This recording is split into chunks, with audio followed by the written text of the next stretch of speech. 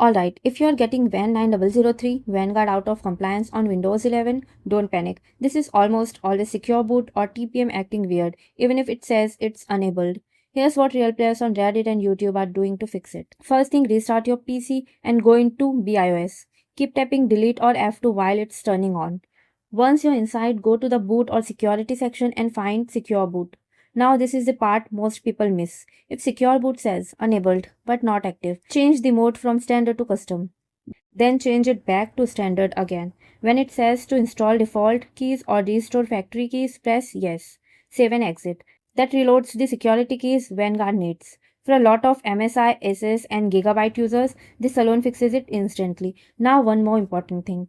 Make sure CSM is turned off. If CSM is enabled, secure boot will never work properly. Also check TPM. If you have Intel, look for PTT.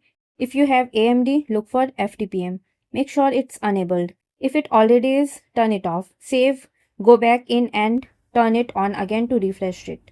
After Windows loads, press Windows plus R, type MSInfo32.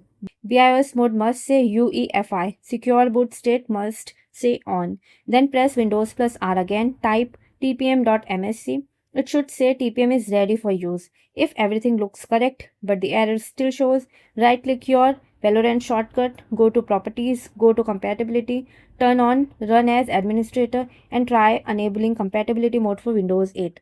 That forces Vanguard to recheck your system properly and quick reality check. If your PC doesn't support TPM 2.0 and you force Windows 11 install, there is no bypass in 2026. You'll need proper supported hardware or go back to Windows 10. That's it. Simple. If this helped you, comment below. Bye bye.